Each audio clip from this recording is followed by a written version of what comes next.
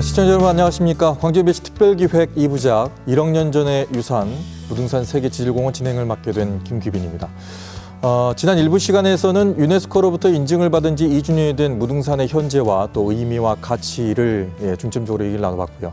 오늘 2부 시간에서는 아주 오래된 현안입니다. 이 무등산을 중심으로 한 접근성 문제를 어떻게 할 것인가, 그 해결 방안을 토론을 해보겠고요. 그리고 보존과 또 활용 방안에 대해서도 중점적으로 얘기를 나눠보도록 하겠습니다.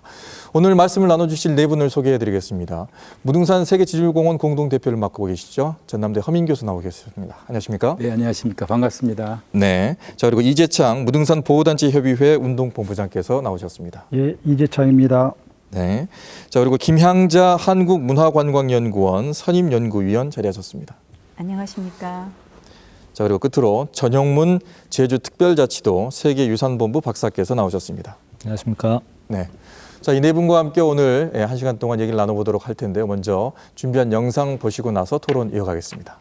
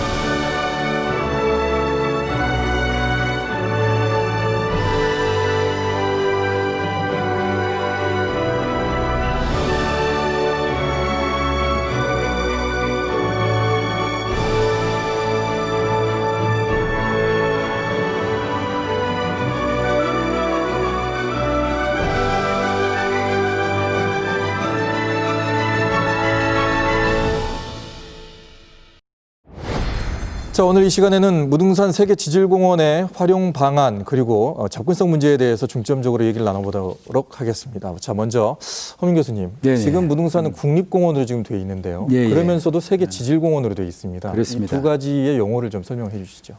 국립공원은 아무래도 이제 우리나라에서 국가에 지정하는 것이고 세계지질공원은 말 그대로 유네스코가 이렇게 인정하는 그런 제도죠. 조금 부연하면은 국립공원은 사실은 지금부터 약 150년 전에 미국에서부터 처음 시작됐습니다. 네.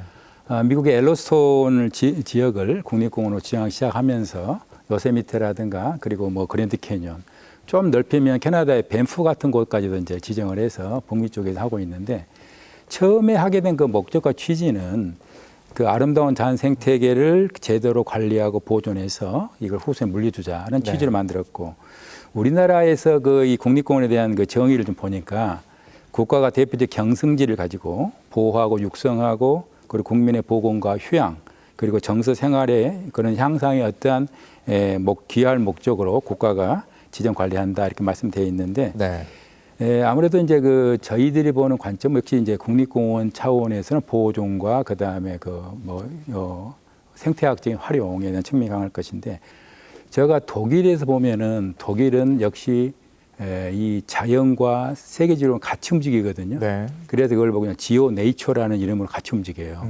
그것은 상생이거든요. 그러니까 이런 여러 가지 같은 거를 좀 생각해 볼 필요가 있다 이런 생각이 듭니다. 네. 자, 지금 무등산은 국립공원이면서 세계지질공원으로 되어 있습니다.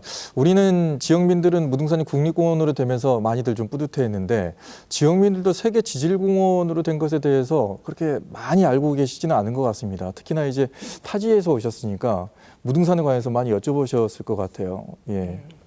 그 무등산이 국립공원으로 지정된 건 2013년이었습니다. 네. 그래서 그 국립공원 지정 이후에 그 무등산에 대한 인지도가 굉장히 많이 높아져서 이후에 탐방객들이 많이 느는 걸로 알고 있거든요. 네, 맞습니다. 그런데 아직 그 세계 그 지질공원이라는 것에 대한 인식은 거의 없다고 보고 있습니다. 왜냐하면 무등산권 하면 일반 사람들에게 아직도 예전에 무분별한 개발이 되었던 그 장면을 연상하고 네. 거기 가면 뭐 별로 볼 것 없다. 이제 이런 인식들이 이제 팽배해 있는 게 사실이고요. 그리고 제가 오기 전에 트립 어드바이저에 네. 그 광주 자연명소라고 쳐보니까 국립공원은 나오지만 세계지질공원에 대한 정보가 없어요. 그러니까 전남 자연명소에도 여전히 마찬가지입니다. 네. 그건 결국은 전남 광주 지역에서 무등산권 세계지질공원에 대해서 충분한 탁월성이나 우수성을 알리지 못했다는 것이 가장 큰 이유라고 생각하고요. 네. 또 하나는 이게 이제 10년밖에 안 되다 보니까 역사가 네. 전문가들이나 학자들은 굉장히 잘 알고 있습니다. 그런데 일반 국민들에게 지질공원을 아느냐 그랬더니 거의 모르더라고요. 그러니까 이제 결국은 우리가 이런 공중파를 통해서 세계 지질공원이 갖고 있는 의미나 탁월성이나 우리나라 우수성을 좀 더 확실하게 알리는 작업들이 이제 부족했다고 생각하고요. 네.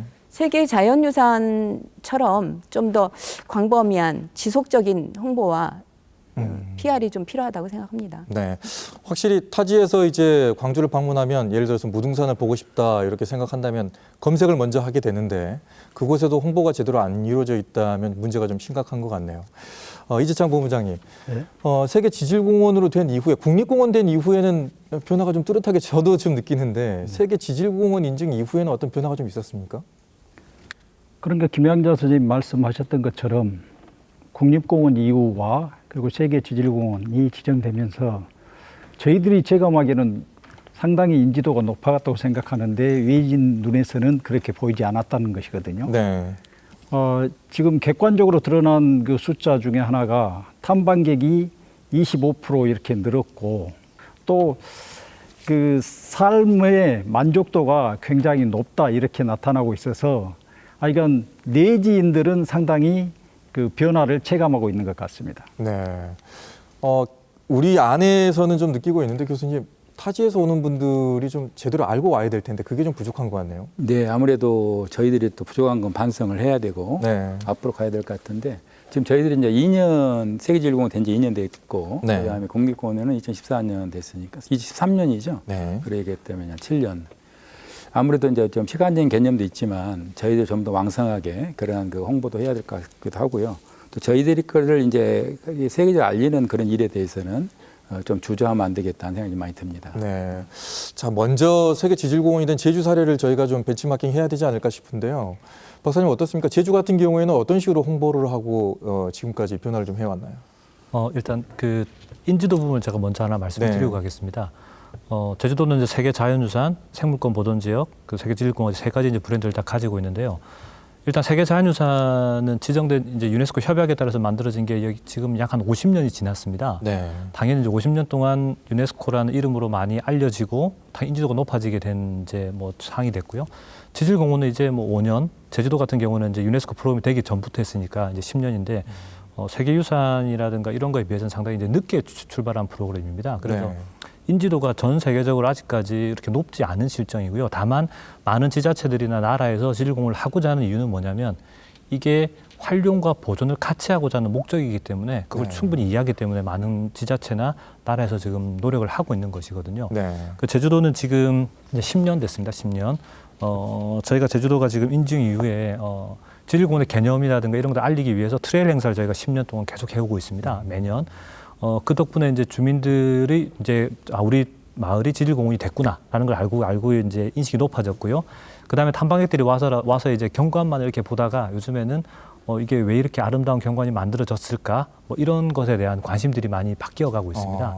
그래서 이제 단순한 제주도는 경관 보는 관광지에서 지질공원, 생물권 보존 지역 이런 브랜드를 가지고 저희가 계속 홍보를 하면서 활용을 하니까 이게 생태와 자연 이런 것들이 다 이유가 있구나. 네. 이런 식으로 조금 변해가고 있는 것들이 지금 이제 인증의 변화라고 할 수 있겠습니다. 제주도는 뭐 거의 10년의 시간이 있는데도 지금 이 정도라고 하니까 우리 무등산권 지질공원은 이제 2년밖에 안 됐거든요. 앞으로 더 시간이 좀 필요하겠는데요. 제주도에 대해서도 한 말씀 할 수 있는 자격이 있는 게 네. 저도 세계유산위원을 했고 세계지질공원에 제가 제주도 재임위원장을 했기 때문에 제주도가 가장 큰 것 중 하나는 여러 관광지가 있습니다만 사실 모든 사람이 수월봉을 이야기합니다. 수월봉이라는 곳은 사실은 세계지질공원 되게 이제는 전혀 알려지지 않은 아주 그 조그만 전혀 그런 동네였죠. 세계지질공원에 인증되면 대표적 명소가 되면서부터 수월봉에 있는 모든 그거는 지질학적으로 그 교과서에 나올 정도의 아주 대단한 거는 그 찬사를 받아왔고 전효문 박사뿐만 아니라 많은 분들이 또 세계 논문을 써가지고 세계 알리기 시작했고 그 지역 주민들이 전부 다 거의 대부분 지질 해설을 하면서 그 지역에 살고 태어난 것에 대한 그렇게 자랑을 하고 시작했어요. 지금도 가시면 해설하고 있거든요. 네. 그래서 마을 주민 스스로가 자기 스스로의 그 어떤 자부심으로 알리기 시작했기 때문에 굉장히 중요하다. 그래서 지금 세계 유네스코의 홈페이지에 제 첫 이 그림 중에 하나가 제주도 소울봉의 동네분들입니다. 네. 그 정도로 달라지기 시작했다. 자, 그러면 우리도 좀 알려지지 않은 것이 있을 텐데요. 우리 두 분께 좀 물어보고 싶습니다. 무등산에서 정말 알려지지 않은 것인데 정말 알리고 싶은 것. 우리 이재창 본부장님은 어디를 지질공원 내에서 보십니까? 그러니까 경관적인 측면과 이제 학술적인 측면이 있는데요. 네. 특히 그 화순의 시무지기 폭포는 광주 분들이나 화순 분들 그리고 전국에서도 별로 알려지지 않는 이 폭포인데요. 네. 실질적으로 비가 온 후에 그 지역에 가면 전국 어디에 내놓아도 그 손색이 없는 그 물줄기와 그리고 경관 그리고 무지개가 피는 모습은 그 형연할 수 없고요. 사실 우리가 추구할 곳들은 뭐 경관뿐만 아니라 네. 여러 가지가 많이 있을 겁니다. 다만 저희들이 좀 더 노력을 하고 연구해가지고 속살 끄집어내야죠. 네. 저는 지금 이제 우리가 어떤 그 문화자원 가운데서도 우리 제철 유적지라는 것도 있고, 네. 그 다음에 담양이 경상마을 가면은 또 옛날에 금광산도 있거든. 이게 지금 사금이라고 하고 있는데, 저는 이런 그 질자원 요소들이 왜 거기서 그렇게 생산할 수 있었느냐에 대한 이야기를 할 때, 네. 그 지역을 끄집어내 가지고 다시 연구를 해 가지고 활용할 필요도 있을 것 같고, 네. 또 지금 그 산장 위에 보면은 난장이 마을도 있단 말이죠. 네. 좀 그런 것들도 우리가 좀 이제 다시 한번 더 이제 제고를 해야 할 것 같은데, 저는 특히 이제 지난 시간에 이야기했습니다만은 무등산의 천재에 되는 그 행사는 이거는 세계적인 어떤 축제의 행사로도 가능하다. 이거는 광주 시민, 전라남도, 담양하순 주민 모두 합심되는 커다란 하나의 그 어떤 그 승화시키는 그런 네. 행사로서의 출발점이 된다라고는 생각합니다. 네. 전용문 박사께서 보시기에는 무등산권 세계 지질공원만의 특징을 가지고 있는 것이 혹시 있으신가요? 제가 무등산을 지질공원 처음 시작할 때 느낀 게 뭐냐면요. 이런 대도시에 지질공원이 있는 곳은 여기밖에 없습니다. 네. 그래서 이제 메트로폴리탄이라고 하는 이 그냥 일반 도시가 아니라 이 거대한 도시의 지질공원을 갖고 있다는 게 장점이 될 수 있는 부분이거든요. 네. 왜 중요하냐면 대도시에 사는 사람들은 자연과 가까이 할 수 있는 기회가 별로 없습니다. 그런데 이제 이런 무등산이라는 산이 단순하게 산으로 존재하는 게 아니라 자연, 생태를 아우르는 하나의 거대한 공간이거든요. 그걸 도시 사람들이 누릴 수 있는 그것들을 접목하는 개념은 이 무등산만이 갖고 있는 개념입니다. 네. 그래서 저는 많은 도시들이 산을 끼고 있는 그 도시들이 많이 있기 때문에 아마 무등산이 모델이 된다면 다른 대도시들도 우리도 할 수 있겠다 하는 생각으로 바뀌고요. 저는 이게 사람들에게 지질공원이 줄 수 있는 가치라고 생각합니다. 예, 그냥 경관이 뛰어난 데 가서 경관을 보고 오는 수준이 아니라 가서 동물들 보고 체험하고 그 돌멩이들 왜 여기 있는지를 생각해보는 기회가 지질공원이 추구하는 가치거든요. 네. 그래서 그런 점은 정말 차별화됐다고 생각합니다. 우리가 이렇게 홍보를 잘해야 되는데 오히려 우리는 잘 모를 수도 있고요. 외부에서 보시는 분들이 우리를 더 자세하게 들여다보는 경우도 있는 것 같습니다. 김양자 위원님께서는 어떻게 보십니까? 저는 그 무등산권 세계지질공원의 굉장히 우수한 점 중에 하나는 주상절리가 대부분 네. 바닷가하고 호숫가에 있습니다. 그렇죠. 한탄강하고 제주도를 연상하면. 그런데 광주에는 산악지대에 있다라는 건 굉장히 특이한 점이고요. 이런 부분들 때문에 사실은 무등산권이 갖고 있는 세계 지질공원의 특수성이 네. 좀 있지 않을까 하는 생각이 들고요. 아까 우리 전용문 선생님 말씀하셨던 부분에 전적으로 동의합니다. 네. 광주광역시라는 큰 도시를 끼고 자연자원이 같이 공존한다라는 엄청난 특이한 곳이고요.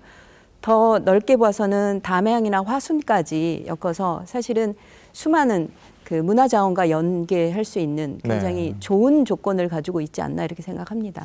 자, 이제 이 얘기가 나와야 될 것 같습니다. 이렇게 무등산권을 중심으로 해서 담양, 화수 그리고 정상부까지 해서 지질 명소와 또 역사 문화 명소가 다 지금 산재해 있습니다. 근데 이거를 어떻게 이동 경로를 끌 것이냐, 접근성을 어떻게 쉽게 할 것이냐, 이게 지금 이제 우리가 얘기를 나눠봐야 될 것이거든요. 김양자 위원께 먼저 마이크를 드리죠.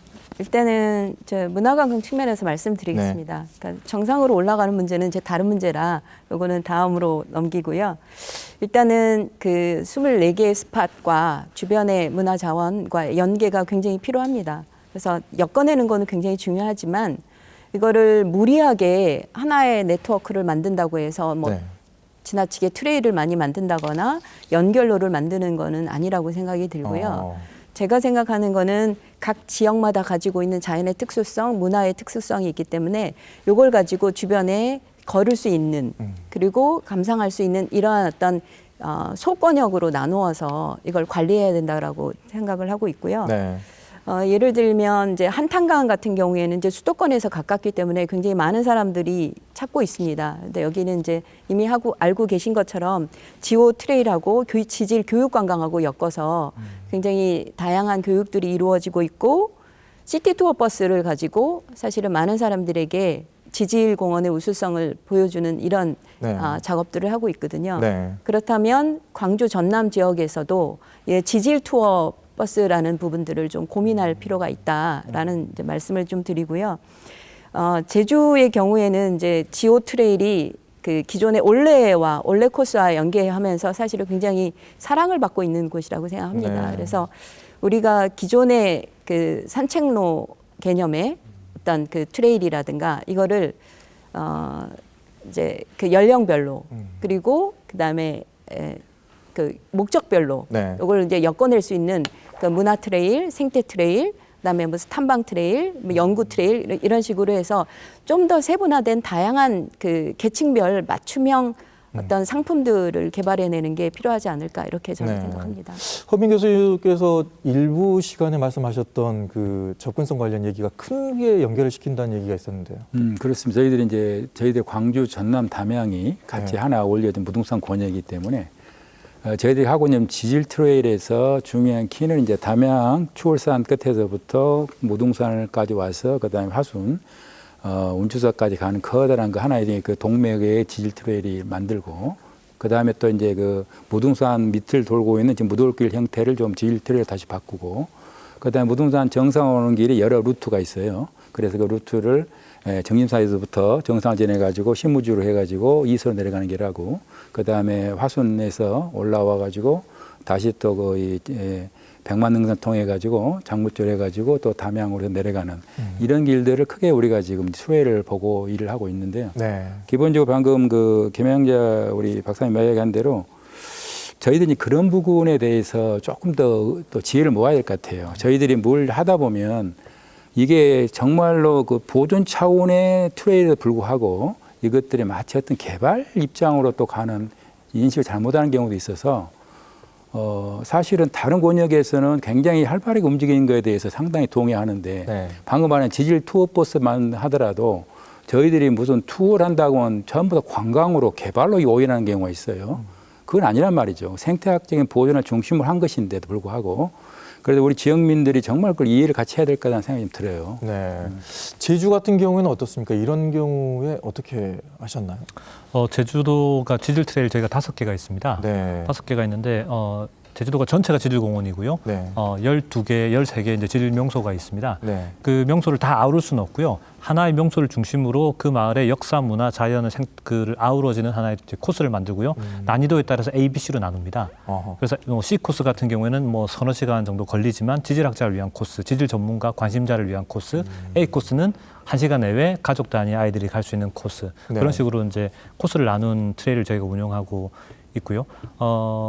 이거 트레일이 조금 활성화되니까 어떤 점이 좀 달라지냐면 지질공원의 명소가 아닌 마을에서 네. 지질공원을 시켜달라라고 해서 이제 마을에서 문서를 보내서 관심을 우리 마을도 보이는 좀 거죠. 시켜달라 그런 식으로 변하고 있는 추세입니다. 네.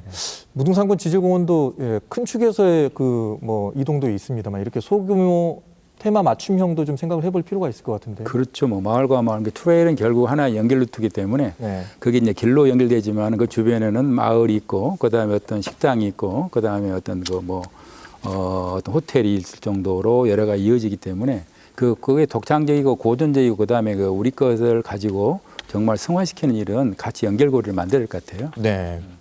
자, 다음 얘기로 넘어가도록 하겠습니다. 이제 가장 중요한 현안이 아닐까 싶습니다. 무등산권 정상부에도 지질 명소가 있고요. 또 이곳도 많은 분들이 가고 싶어 합니다. 그런데 이제 정상부에 있다 보니까 이 접근성 문제가 계속해서 나왔습니다. 이 문제는 아주 오래된 문제인데요. 이재창 본부장님, 언제부터 이 문제가 좀 대두가 됐었죠? 그 무등산 보호 활동을 시작하면서 시작된 얘기죠. 네. 사실은. 그래서 화순과 동구, 북구가 케이블카를 설치해서 접근을 쉽게 하자. 그리고 이것을 이용해서 자치단체의 가장 그 관심사항인 그 지역경제 활성화라고 하는 측면에서 접근을 해서 관광 자원화하자라고 하는 얘기가 있었고요. 네. 그리고 심지어 전라남도는 방송과 통신 시설을 단일화해서 그곳에 전망대, 뭐 250m 전망대를 만들어서 랜드마크로 삼자라고 하는 논의가 될 정도로 끊임없이 그 정상에 오르는 방법에 대한 백화 제방이 있었습니다. 네. 다만 저희 단체는 이러한 것들에 대해서 국립공원과 지질공원 이후를 대비하면서 그때까지는 전체 다를 반대하고 그리고 시민의 여론이 그 하나로 모아지기 전까지는 어느 곳도 먼저 실시해서는 안 된다라는 생각을 해왔었습니다. 국립공원과 지질공원 이후에 우리는 이 방향을 어떻게 자리를 잡을 것인가라고 하는 내부 토론을 했었고요. 네. 저희 단체 내에서는 거의 뭔가 지속 가능한 그 접근로를 만들어야 된다라고 하는 생각을 갖고 있는데 일부 시민들이 기존의 생각들, 그래 국립공원과 지질공원 되기 이전에 우리가 취해왔던 보존과 보호 방식에 집착하면서 이 문제가 지금 시민의 전반적인 그 동의를 받지 못하고 있어서 이 부분에 대한 해결책을 지금부터 시작해야 된다고 생각합니다. 교수님, 그 유네스코 인증을 받게 될 때 그 정상부에 있는 그 지질 명소들 있지 않습니까? 거기에 네, 대한 네. 뭐 접근성에 대한 부분도 점수에 들어갑니까? 예, 저희들이 좀 그 부분이 상당히 지금도 해결의 숙제입니다. 네. 저희들이 처음에 2010 인증받을 때 여러 가지 4가지 약간 기본적인 조건이 있었는데 네. 그 조건 가운데서 이제 서로 지역이 서로 나눠져 있기 때문에 합일점에 대한 기구, 그거는 이제 재단을 지금 광주 중심하고 있기 때문에 재단에 대한 문제는 얼마 해결되고 있는데 중요한 거는 이제 그 노약자라든가 그다음에 이 그 어린아이 아니면 모든 사람이 이용 가능하고 거기 가서 교육을 받을 수 있는 개념의 어떤 그 접근에 대한 이야기였습니다. 근데 그게 이제 저희들은 이제 안타깝게도 저희들의 20개 지질공원 가운데 10군데가 무등산 정상부에 있는 관계로 해서 명소가 네. 거기에 어떤 그 접근에 대한 이용 가능에 대한 문제. 이거는 이제 접근이라는 거는 저희들 말하는 거는 교육적인 접근과 활용이거든요. 그리고 이것은 생태학적인 접근 활용이지 네. 어떤 개발이 아니에요. 그러니까 이거를 잘 우리가 이제 이해시켜야 될 것 같은 부분이 있는데 네. 그건 하나의 숙제입니다. 지금 그 재인증할 때 굉장히 중요한 그 이슈가 될 것 같습니다. 네. 제주도 같은 경우에도 비슷한 논쟁이 있었을 것 같습니다. 어떻습니까? 예, 제주도가 지질공원 되기 이전에요. 한라산 케이블카에 대한 논쟁은 뭐 그전에 있어 왔고요. 똑같이 케이블카 논쟁이 있었습니다. 예, 지금은 뭐 그런 것들이 수면 아래에 이제 지금 뭐 잠잠한 상태고요. 네. 다만 이제 제가 무등산 지금 정상 부분 관련해서 제가 뭐 여러 가지 좀 생각해 본 점을 말씀드리면 유네스코 지질공원을 저희가 이제 한 4번 정도 외국에 심사를 갔었습니다. 네. 갔었는데 다른 나라 특히 중국 같은 경우에 제가 2번 심사를 했었는데 이미 이제 케이블카나 그다음에 엘리베이터 같은 것들이 이미 다 설치가 되어 있고 근데 저희가 같이 동행했던 저 다른 심사자인 경우에 저런 것들이 문제가 되지 않느냐라고 제가 한번 이제 같이 의견을 들어보니까 유산에 대한 진정성을 훼손하지 않는다면 사람에 대한 접근성에 대해서는 크게 문제되지 않는다라는 이야기를 했었고요. 재작 2018년에 유네스코 세계지질공원 총회를 이탈리아 아다멜로 브렌타라는 곳에서 했었습니다. 네. 이제 남쪽에 있는 알프스의 이제 일부인데요. 거기에도 이제 여러 방면으로 케이블카가 설치가 되어 있더라고요. 그래서 이제 거기에 참석했던 세계지질공원 그 위원들이나 참가자들도 그거에 대해서 경관에 대해서 문제를 제기하기보다는 이런 경관을 조금 더 손쉽게 접근해서 다 같이 향유할 수 있다는 것에 대해서 상당히 어떻게 보면 긍정적인 입장에서 많이 평가를 했다고 생각을 합니다. 네. 예. 김양자 위원께서는 어떻게 보십니까? 일단은 보존과 개발이라는 거는 항상 대체할 수밖에 없는 거였고 네. 또 국립공원의 케이블카 문제는 어제 오늘 일이 아닙니다. 네. 최근에 사천의 해양 케이블카 이외에는 거의 불어된 상황에 있고요. 네. 들여다보면 이제 시민들과 환경 단체들의 반대가 가장 큰 부분이라고 생각하는데 문제는 우리가 그 환경의 훼손을 어느 정도 감당해낼 수 있느냐에 대한 합의가 좀 필요하다고 생각이 네. 들고요. 왜냐하면 출발부와 정상부에 뭔가 케이블을 놓는다고 한다면 아니면 또 삭도를 놓는다고 한다면 환경 훼손은 불가피하다고 생각합니다. 근데 그럴 때 어느 정도까지냐라는 것에 대한 가장 큰 우리가 감당해낼 수 있는 아까 말씀 진정성을 그 훼손하지 않는 범위가 무엇이냐라는 게 굉장히 중요한 문제라고 생각하고요. 또 하나는 이제 무등산의 경우에는 좀 다르겠지만 어느 노선을 갔느냐에 따라서 이해관계가 굉장히 첨예하게 다른 경우도 있습니다. 그럴 수 있죠. 예, 왜냐하면 그 경제적 이득이 이제 맞습니다. 누구에게 돌아가느냐의 문제 때문에 굉장히 네. 중요한 문제고요.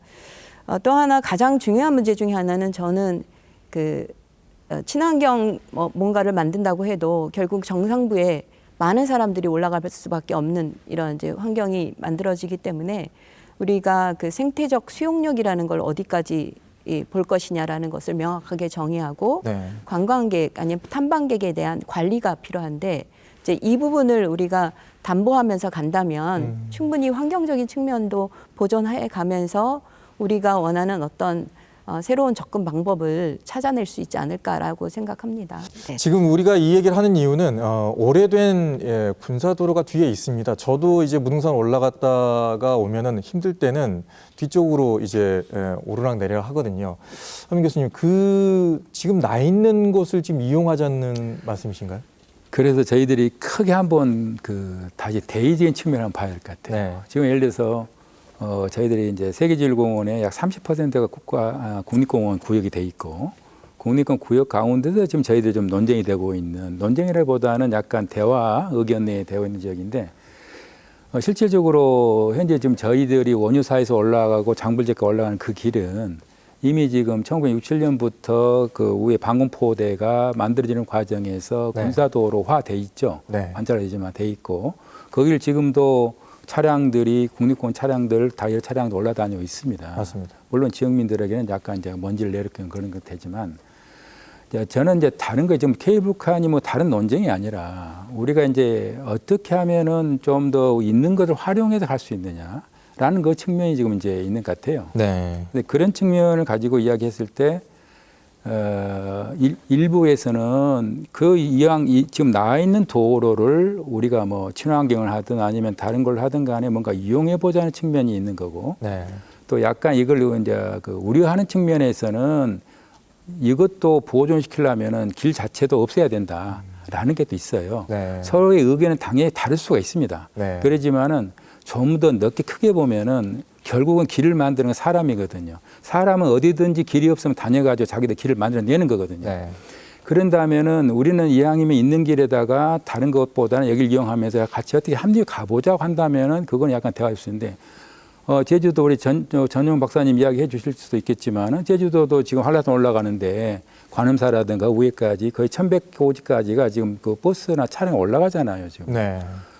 그런 걸 생각한다면은 우리가 뭔가를 어떻게 가야 될 것인가에 대한 우리 대전제의 주제로서 우리가 이야기를 하자는 것이지 뭘 놓자는 건 두 번째 같아요. 우선 어떻게 갈 것인가.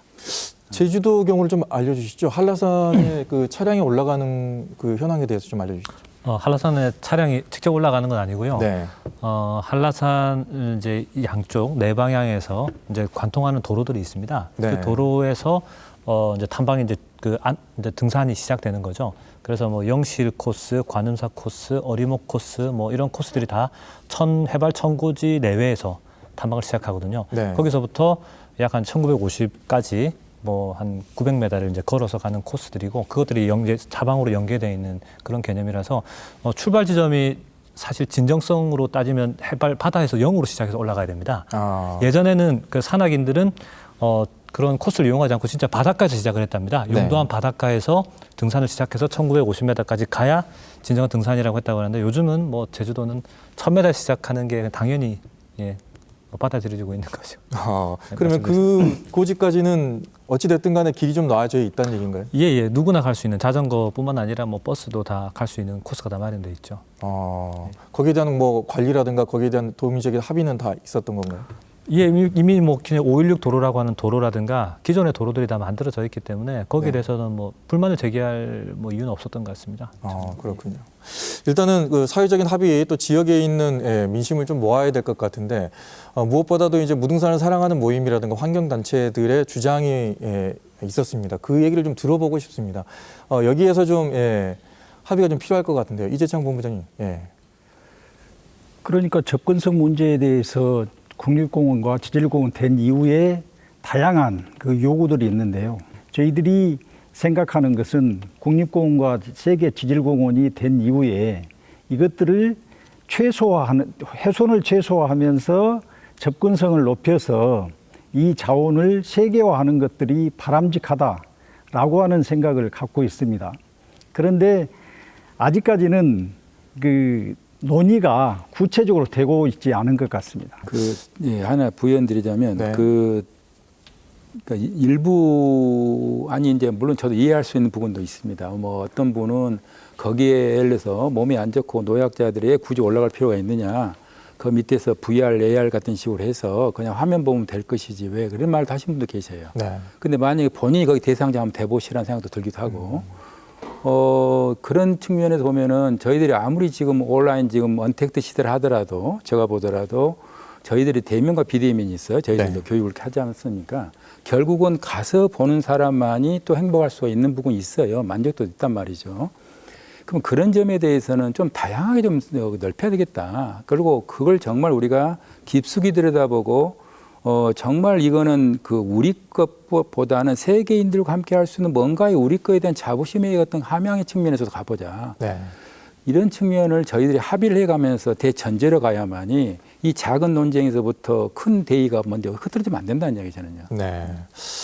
이 얘기는 지금 나올 시기면은 분명한 것 같습니다. 제주도도 비슷한 뭐 사례가 있지 않았습니까? 지역사회 합의가 이렇게 쉽게 이루어지지는 않았을 것 같습니다만. 예, 한라산 그 접근성 문제는 뭐 아직까지 해결되지 않는 거죠. 네. 일단은 그 이유가 제주도가 뭐 한라산이 천연보호구역이고 국립공원, 세계자연사 지정되면서 사람들이 한라산인 경우는 지금 뭐 케이블카나 이런 접근성에 대해서는 고려는 하지 않는 것으로 일단 정리를 하고요. 네. 대신 이제 다른 곳 만장굴이라든가 일출봉이라든가 그런 곳에 대해서 더 많은 접근성을 강화할 수 있는 방향으로 저희는 조금 방향을 달리한 것 같습니다.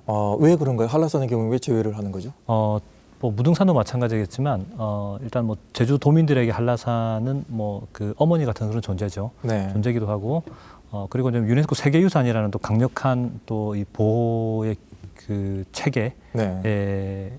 또 지정이 돼 있기 때문에 그래서 더 이상 제주도는 뭐 한라산의 접근성에 대한 논쟁은 사실 거의 없는 실정이고요. 오히려 저희는 지금 탐방을 좀 제한하는 추세. 오히려 더. 왜냐하면 관광이 너무 많이 증가하니까 예약제를 시행을 한동안 했었습니다. 네. 근데 이제 코로나 때문에 다시 이제 풀렸지만 그래서 저희는 이제 한라산에 대한 접근성보다는 오히려 다른 지역을 개발하고 발굴하고 그런 거에 대한 접근성을 더 코스를 더 만들어 나가는 형태로 지금 한 가지 진행하고 네. 있습니다. 제가 이해를 돕고 보면은 제주도는 세계유산하고 세계질공원이 있지 않습니까? 근데 세계유산은 딱 한정된 지역입니다. 네. 한라산과 검은오름계라는 곳만 한정돼 있어 세계유산이고 나머지 제주도 전체가 세계지질공원입니다. 네.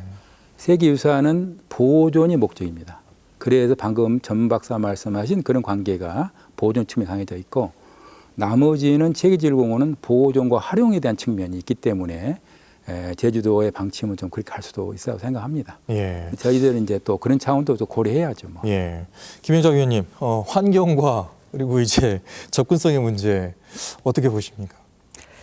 저는 이제 다른 이야기를 좀 드려보고자 합니다. 이게 이제 갈등이 발생이 된 거잖아요. 맞습니다. 환경단체 문제, 주민들, 그다음에 또 개발론자라고 하면 개발론자, 그다음에 또 학자들 네. 이런 이제 다양한 분야의 의견들이 이제 존재하는데 이게 한 방향으로만 가고 있어요. 모두 다. 근데 이 갈등을 관리할 수 있는 그런 기회를 만들어야 되는데 우리 사회가 그게 부족한 것 같아요. 그래서 공론화시켜서 수기 과정을 거쳐서 어떤 결론을 좀 도달해야 되는 좀 지난한 과정을 거쳐야 되는데 네. 일단은 논의만 하고 그냥 머무른다라는 거죠. 네. 그러니까 스위스의 터널을 하나 만들어내는데 40년 동안 주민과 환경단체들이 대치하다가 결국은 터널을 만드는 것으로 이제 합의를 보는 과정들을 볼 때 우리도 이게 당장 내일 만들어낼 수 있는 접근성의 개선이 아니라는 거죠. 네. 그렇다면 지금부터라도 차근차근 어떤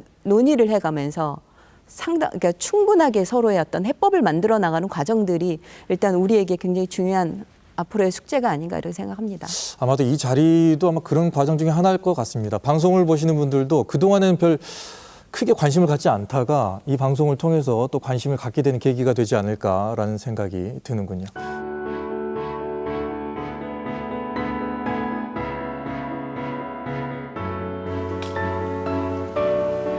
예, 이제 무등산의 의미도 있지만은 또 세계 지질 공원에 또 선정돼서 그런 의미도 꼭 한번 같이 하고 싶어서 그렇게 일부러 왔습니다.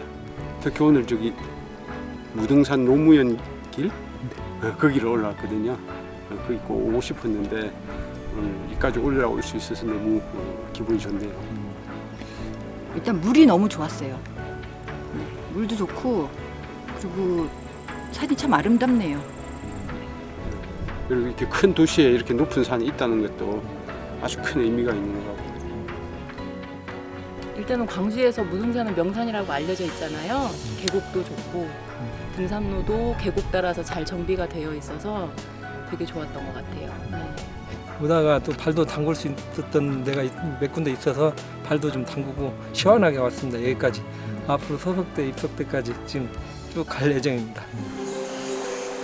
철저하게 보존이 돼야 된다는 건 원칙적인 거고요. 그리고 그 대신 이제 저희가 이렇게 다닐 수 있는 길 있잖아요. 거기에 대한 분명한 그 길만 딱 그 개방을 해주고 나머지는 이 자연 안에 이 산 안에 있는 동물들한테 다 가야 되는 거잖아요. 그래서 서로 공존할 수 있는 그런 계획들이 많이 수립이 되고 또 이렇게 조화를 이루면 좋을 것 같아요. 있는 그대로 놔둔 것이 최고지요. 산은 자연 그대로 놔두고 그 자연을 즐기러 온 사람들을 그대로 느끼게끔 해주고 좋지. 개발한다 해서 뭐 많은 사람이 오고 그런 것은 아닐 거라고 생각해요. 오면 오는 대로 명산은 명산이니까 명산은 지켜지면 좋죠.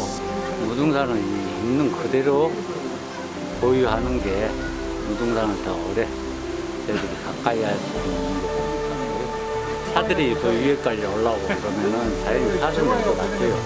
우선은 편하고 좋을지 몰라도 그게 결국은 산을 망치는 원인이 되고 할 것 같아요. 계곡이랑 이게 자연 경관이 너무너무 훌륭한 것 같아요. 무등산이. 그래서 조금 더 많은 시민들이 이용할 수 있게 개발이 잘 되면 너무 좋을 것 같아요. 네. 무등산은 앞으로도 계속 남아 아니라 우리 후손들 미래도 계속 찾아오는 그 편안한 산이 되면 좋겠습니다.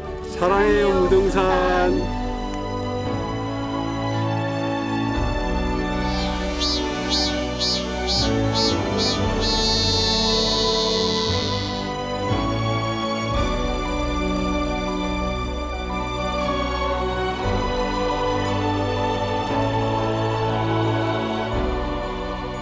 자, 접근성의 문제에 대해서 얘기를 좀 나눠봤고요. 이후에는 이 접근한다는 것은 아무래도 볼 것이 있기 때문에 또 잘 보존돼 있기 때문에 가는 것이 아닌가라는 생각이 들고 또 볼거리가 있기 때문에 그곳에 또 사람들이 몰리지 않나라는 생각이 드는데 그동안에 환경단체에서는 무등산을 보호하기 위해서 어떤 지금 방법을 해오셨나요? 그러니까 저희들이 87년부터 시작을 해서 지금 약 32년 정도 무등산 보호 활동을 해왔는데요. 지금 광주 시민들은 다 기억하실 겁니다. 시민들이 그 훼손된 등산로를 복원하기 위해서, 보존하기 위해서 그 비닐봉지 하나에 흙을 넣어서 그리고 훼손된 등산로를 가서 부었다든지 아니면 계곡에 쌓인 그 쓰레기들을 파헤쳐서 헬기로 실려 나갔던 그 모습들, 이러한 모습들이 생생할 것이고요. 그리고 매번 그 무등산에 대한 그 환경 보호 운동들을 관찰했을 것입니다. 그리고 이러한 과정을 통해서 무등산이 국립공원으로 그리고 세계 지질공원으로 지정되었는데요. 이제부터는 이러한 운동들이 단지 거기에서 그치는 것이 아니라 이제 새로운 방향의 전환.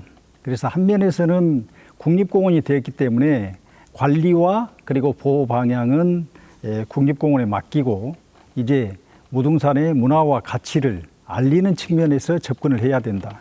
이런 생각을 갖고 있습니다. 네. 그동안에 시민들, 광주 MBC도 마찬가지입니다만은 무등산을 사랑하자 캠페인을 통해서 네네네. 시민들과 함께 정말로 많은 노력을 했습니다. 그 노력의 성과를 통해서 국립공원이 되는 과정 중에 하나 또 일조를 했다고 볼 수 있겠죠.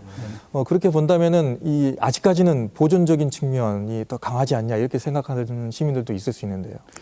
그런 측면에서 보면요. 네. 네, 제 생각은 그렇습니다.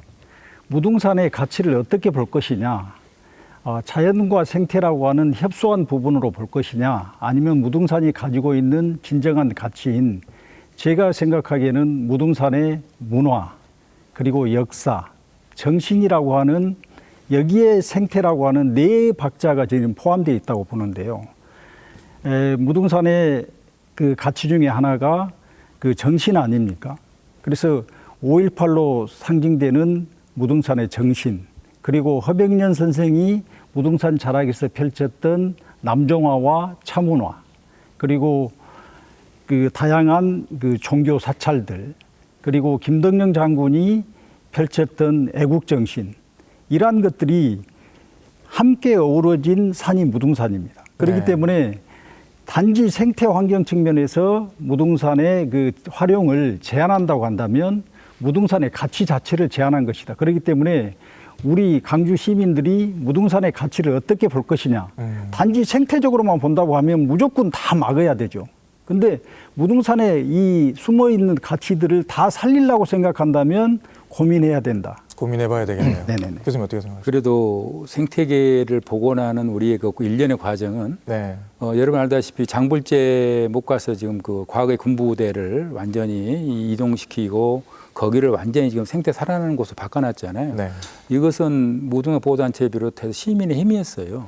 지금 중심사에 있는 많은 상가들을 밑으로 내리는 것도 힘이었고 현재 하고 있는 원유사에 있는 집단 상가를 또 지금 호수생태로 내리는 일이라든가 거기를 지금 광주 중심으로 해가지고 무등산권 동아시아 플랫폼 센터를 만들 정도의 그 과정들은 저는 다른 지역보다 다른 세계보다 이 지역 주민들의 이 열정과 열망은 무등산을 보호하고 보존하는 데는 아주 최첨단이었다고 생각합니다. 네. 다만 그런 걸 우리는 정신을 이어받아서 어떻게 더 이제 활용을 교육적으로 갈 것인가에 대한 숙제일 뿐이고 네. 제가 한 가지 부연하면 저는 이런 생각도 해요. 저 요즘 잠을 못 잘 정도의 어떤 일이 좀 있는데 네. 오늘도 아침에 이런 꿈을 꿨어요. 사실은 그 중국에 가면 황산에 가면은 이 인력거로 해가지고 관광객을 이렇게 올라내리는 그런 일을 합니다. 물론 그 사람들이야 여러 가지 이제 여건과 지역 주민에 대한 이 생각이 다르겠지만 일부는 뭐 엘리베이터도 가죠. 아니 그 케이블카도 가지만 저는 그걸 보면서 또 여러분 그 마닐라 가면은 계곡 올라가기 위해서 지역 주민들이 그 래프팅 그 보트를 가지고 올라가서 거기 타고 내려오잖아요. 그럼 그분들한테 그렇죠. 타는 사람 입장에서는 이분들한테 정말 우리는 인간적으로 하면 안 되는데. 근데 그분 입장에서 행복하거든요. 자, 무슨 이야기냐. 우리나라의 이쪽 주민들한테 그러면 내 인력을 끌으라고 하면은 누가 하겠습니까? 우리 현재 실정에서. 다만 저는 봉사하는 단체라든가 아니면 어린 학생들에 대한 교육 차원에서 심지어 그런 인력거를 그러면은 노약자라든가 어떤 그 취약아동을 태워서 구간을 이동시키는 거라 이렇게 생각한다면은 좀 느리지만은 그 길에 있어 구간 이동해가지고 우리는 이거 자체를 보여주는 방법도 있다. 저는 심지어 어떤 때 보면 어떤 저 관계된 사람은 이 터키 같이 뭐 어떤 기구를 타서 올라가 볼까요? 라는 말도 해요. 그러면 이거는 이제 좀 생태가 다르기 때문에 좀 다른 차원인데 그 정도로 우리 지역 주민들은 무등산을 어떻게 할까에 대한 열의는 정말 뜨겁게 생각합니다. 네. 다만 우리가 어떻게 지혜를 모을 건가가 숙제죠. 네, 그렇죠. 제주도의 얘기를 또 들어봐야 될 것 같습니다. 제주도는 어떻게 시민들과 함께 협력을 했습니까? 일단 그 얘기에 앞서 제가 하나 말씀드릴게요. 무등산도 이제 국립공원이자 또 지질공원이지 않습니까? 공원의 목적은 사실 그 국민들에게 휴식과 즐거움을 주는 공간이어야 합니다. 네. 만약에 이게 보호 대상인 절대적인 보호 가치가 있다면 천연기념물이거나 천연보호구역으로 지정을 해야 될 겁니다, 아마. 아예 차단시켜야 되겠죠. 출입을 못하게. 그래서 무등산은 국립공원이고 지질공원이기 때문에 어떤 식으로든 사람들에게 뭐 즐거움과 휴식을 주는 공간으로서의 목적을 우선시해야 된다고 생각을 하고요. 네. 특수하게 보존 가치가 있는 구간은 보호구역이나 기념물로 지정을 해서 또 보호해야 될 거고요. 그래서 저는 접근성에 대한 부분은 추가적으로 계속 진행을 해야 된다고 생각을 하고요. 일단 제주도인 경우는 천연기념물 한라산은 천연보호구역으로 지정이 되어 있습니다. 그래서 국립공원이기 이전의 천연기념물이었기 때문에 뭐 접근성이나 활용에 대한 부분은 사실 크게 많이 고려치는 않습니다. 그렇군요. 예. 예. 그리고 이제 사람들이 그 정도 살지 않았기 때문에 무등산처럼 이제 상가가 밀집해 있거나 이렇게 입구 주변에 그런 것들은 예전부터 아예 존재하지 않았습니다. 아, 그렇군요. 예, 예. 김영자 위원님, 뭐 덧붙여서 하실 수 있는 얘기가 있으실까요? 뭐 얘기에 의하면 뭐 시민단체들의 많은 노력을 통해서 네. 무등산의 자연 생태계 회복이 되고 있다고 들어서 굉장히 기쁜 마음입니다. 네, 뭐 다 아시는 것처럼 뭐 경기도청에서 계곡을 사실 자연으로 되돌리는 이런 이제 정책을 하는 과정에서 네. 도하고 시민하고 많은 대치를 했습니다만 시민들이 감내한 거죠, 상인들이. 이러한 과정을 통해서 우리 국민들의 성숙이 굉장히 성숙도가 높아졌다라고 생각이 들어서 앞으로 많은 좋은 이제 환경 생태계 복원 사례가 많을 것 같아요.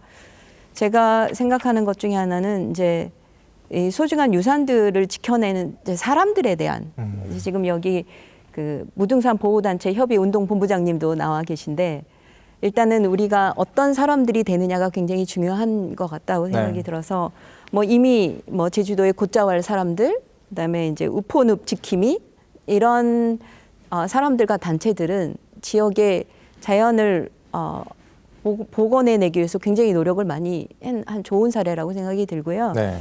그 한양 도성에는 이제 도성 지키는 도성관이라는 걸 만들었습니다. 여기는 이제 성곽 마을 주민 순성관도 있고 지킴이 시민 순성관, 홍보 순성관 이렇게 해서 각자의 역할을 맡기고 있는데 재미있는 것 중에 하나가 이제 성곽 마을 주민 순성관에서 마을 주민이 그 한양 도성에 대한 이제 설명도 해주고 그다음에 청소도 하고 이런 이제 스스로 지켜내는 이런 과정들이 있는데 우리도 한번 벤치마킹 해야 될 중요한 거라 생각이 들고요.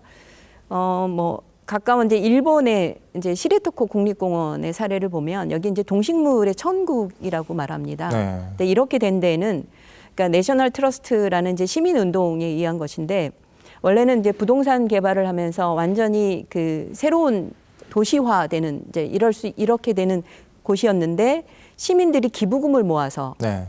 자연을 회복해낸 사례인데요. 시민 6만 명이 참여를 했다고 합니다. 그래서 이후에 이제 중앙정부에서 관리하던 거를 이제 시민들이 결성한 재단에서 이제 관리하는 이런 것까지 가고 있는데 우리도 이러한 어떤 그 지금의 운동본부를 좀 확대한다거나 다양한 지킴이들을 만들어서 시민들이 작지만 지속적인 어떤 활동을 할 수 있는 이런 체계를 만들어내는 게 필요하지 않을까 생각합니다. 네.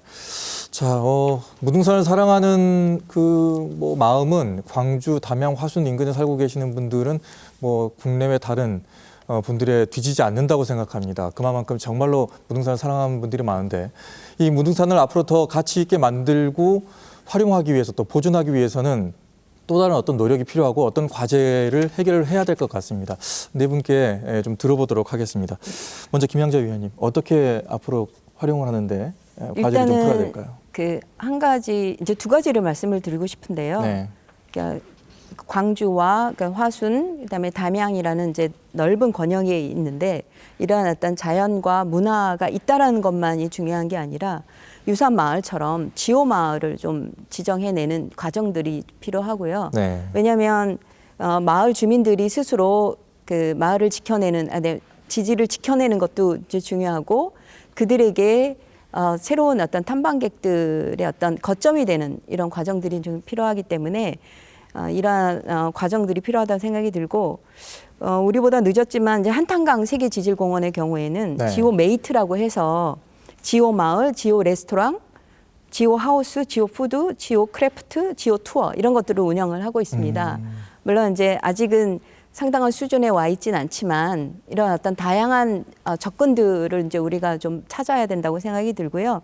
아까 이제 플랫폼 얘기를 이제 허민 교수님께서 말씀하셨는데 그 지오 플랫폼이 굉장히 중요한 것 같아요. 네. 근데 이제 제가 생각하는 플랫폼은 단순한 어떤 장소 건물이 아니라 사람들이 모이는 정보가 모이는 그리고 그동안에 우리가 가지고 있는 지질과 문화와 자연에 대한 아카이빙을 통해서 우리의 어떤 자산들을 축적해내고 여기에 또 해설사라든가 이런 사람들이 모여서 새로운 걸 연구하고 새로운 상품도 만들어내고 새로운 기획도 하고 이제 이러한 되는 어떤 플랫폼을 만들어내는 게 굉장히 중요하다고 생각합니다. 네, 여러 가지가 좀 융복합되어 있는 것이 좀 필요하다는 말씀이시네요.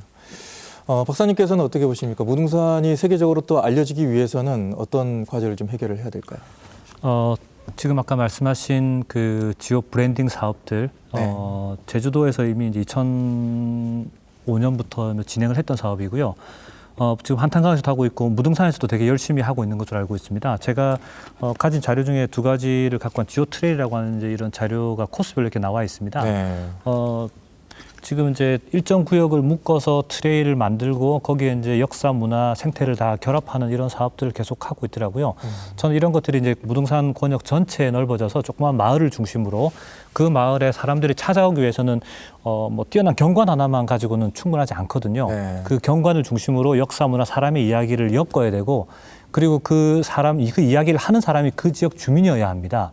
다른 곳에서 오는 게 아니라 그렇죠. 그래서 그 지역 주민들을 해설사로 고용하고 그 사람들에게 교육을 받게 해서 우리 마을의 자부심을 느낀 이후에 그 자부심을 탐방객에게 전달하면 그 사람들이 보호하는 목적도 있고 오는 사람들은 감동하게 되고 네. 저는 이런 것들이 이제 선순환의 구조라고 생각을 합니다. 예. 그래서 코스를 만들어내고 주민을 교육하고 주민이 주인이 돼서 안내를 하고 그래서 사람들이 더 늘어나게 되고 그러면 어떤 일이 생기냐면요.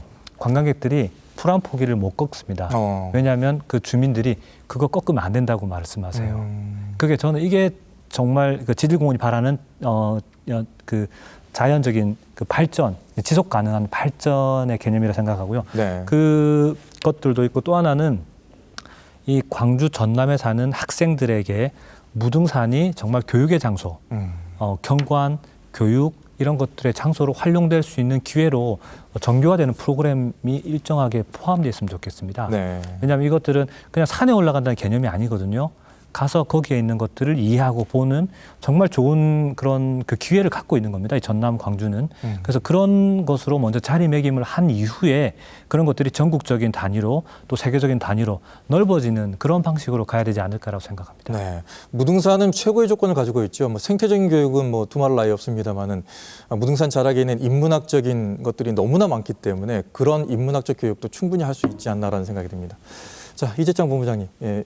보호단체협회에서는 어떤 과제를 좀 해결을 해야 널리 알릴 수 있을까요?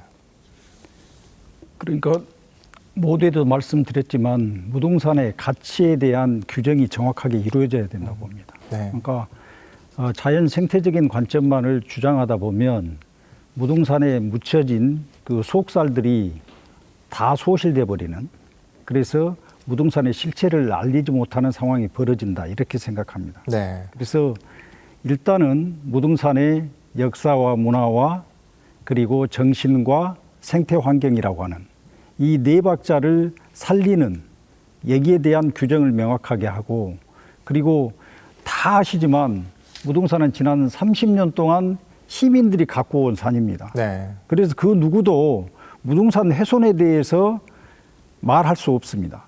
이것은 시민들의 저는 동의고 합의라고 생각합니다. 그러면 이 범위 안에서 세계적으로 보면 국립공원 우리가 잘 아는 국립공원 다 있지 않습니까? 뭐 아까 미국의 옐로스톤, 네. 최초의 국립공원 그리고 뭐 중국의 황산, 일본의 국립공원 등등 세계의 국립공원이 어떻게 갖고 가고 있고 어떻게 활용되고 있는가라고 하는 측면에서 지금은 한 번은 되돌아봐야 되고 그리고 국립공원 우리가 시민들이 잘 지켜온 이 국립공원 그리고 세계 지질공원을 이제는 어떻게 전국에 그리고 세계에 알릴 것인가에 대한 그렇게 하려고 하면 결국은 우리가 시내에서 저게 무등산이다 이렇게 말해 갖고는 되지 않고 실제로 접근해서 그걸 체험하고 느낌으로 인해서 이것을 보호할 수 있다고 생각됩니다. 네. 마지막 하고 싶은 말씀까지 다 정리를 해주신 것 같습니다. 끝으로 허민 교수님께서 정리를 좀 해주시죠. 그 무등산은 이제 2년이 됐습니다만 그래도 지오 브랜딩 사업을 열심히 했고 또 네. 하고 있고요. 또 지오 빌리지도 지금 만들어져 있어서 더 잘 하고 있습니다. 그러나 다만 이제 더 많이 활용하고 부족한 걸 다 해야 되겠고 그 실은 지금 무등산에 지금 내셔널 트러스트가 무등산 공유재단이 지금 오래됐거든요. 네. 실은 제가 이사장인데 잘 못 하니까 지금 이런 말이 나온 것 같기도 합니다만은 그래서 저희들이 20만 평 땅을 공유하러 받고 있고 그걸 어떻게 활용할 것인가에 대한 숙제가 좀 남아 있습니다. 아무튼 무등산에 대한 이야기는 올해 30년 이상 많은 거의 50명 가까이 이 시민들과 함께 사랑받은 여러 가지 것이기 때문에 저희들은 이제는 이제 세계인들이 눈이 여기 쏠려 있으니 네. 어떻게 해야만이 이 우리의 것을 좀 더 잘 보존과 이걸 생태학적인 교육학적 활용을 해서 세계에 보여줄 거에 대한 대합의가 돼야 되지 않느냐라는 게 큰 숙제 같아요. 네. 자, 그러면은 두 분께 마무리 발언할 수 있는 기회를 좀 드리겠습니다. 먼저 박사님 먼저. 예. 예. 무등산이 유네스코 세계 지질공원으로 되었다는 건요. 단순하게 유네스코 하나의 브랜드를 얻었다는 그런 단순함은 아닙니다. 네.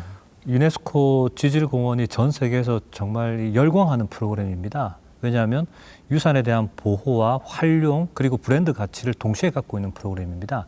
세계 유산인 경우는 너무나 보호 체계가 너무 강력해서 오히려 아무것도 할 수 없는 유산에 속한 사람들이 오히려 불편함을 느낄 정도의 그런 규제를 갖고 있거든요. 네. 그래서 이 유네스코 세계 지질공원으로 지정됐다는 건 지금 당장 지정됐는데 별거 달라진 게 없지 않느냐 이렇게 생각하시겠지만 점점 많은 나라들이 이걸 원하고 있습니다. 왜냐하면 지속 가능한 발전이 가능하고 지속 가능한 활용이 가능합니다. 네. 그래서 저는 지금 2년 차에서 큰 것들을 얻을 수는 없다고 생각합니다.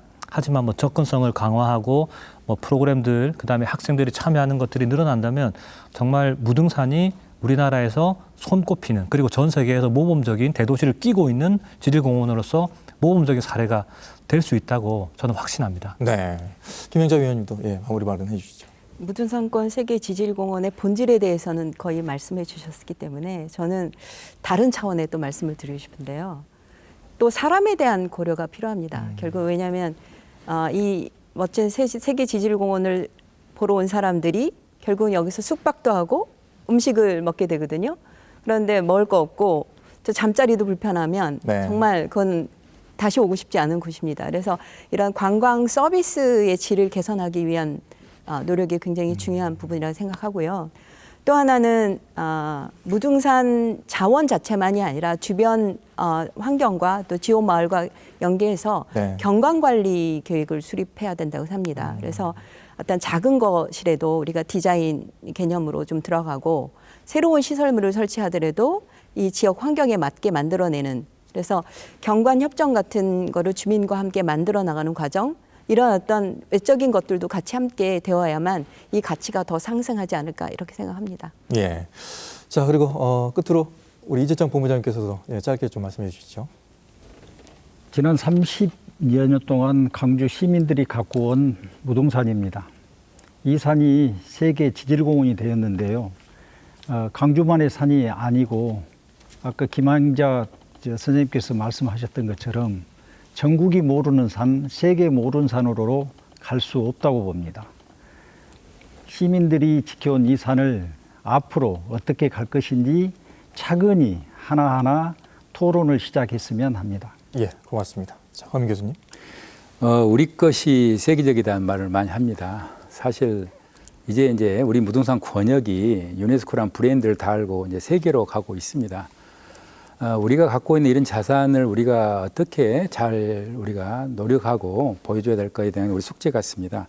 오늘 이 토론이 이제 이러한 그 논의의 출발점을 생각한다면 앞으로 우리가 더 많은 또 토론과 또 공청회를 거치고 또 시민의 합의를 이끌어내서 정말 우리의 것을 세계가 함께 공유할 수 있는 그러한 그 시민의 대정신을 발휘해 줄 것을 믿습니다. 예. 자, 긴 시간 동안 네 분 말씀 너무나 감사드립니다. 광주 MBC 특별기획 2부작 1억 년 전의 유산 무등산권 세계 지질공원 2부에 걸쳐서 얘기를 나눴습니다. 무등산의 현재와 또 의미, 가치, 또 향후의 활용 방안까지 얘기를 나눠봤습니다만은 긴 시간 동안 내린 결론은 보존적 활용 방안에 대한 논의는 틀림없이 이후에 필요하다는 느낌을 받고 있습니다. 그래야 이 무등산이 세계 속의 무등산이 될 수 있을 것 같습니다. 긴 시간 동안 함께해 주신 여러분 고맙습니다. 안녕히 계십시오.